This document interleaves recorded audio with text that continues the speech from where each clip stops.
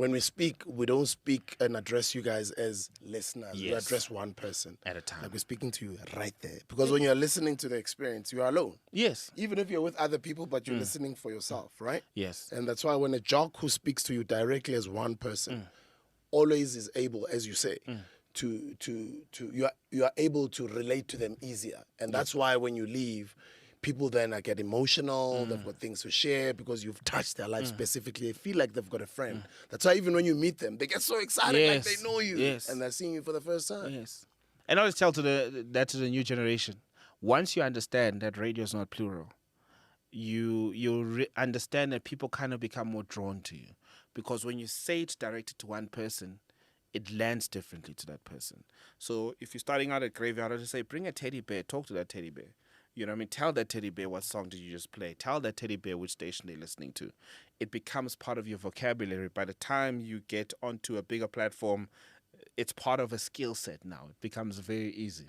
But it happens. Some people subbers about, welcome, guys.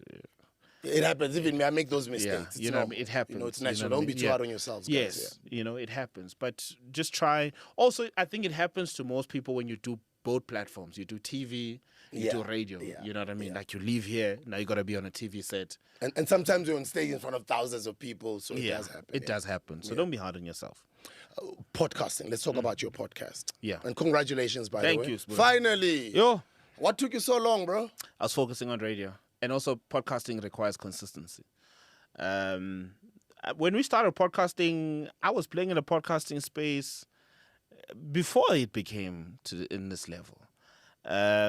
When Max started his podcast, I remember having him on my podcast.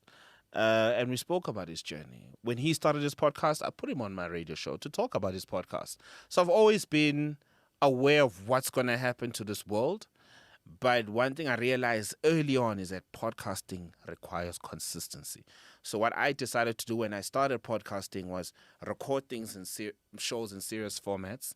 And I used to say part 1, part 2. So I'd record interviews, record, and then would drop them every single week. Then I knew, okay, cool, for the next 8 weeks, I have content lined up.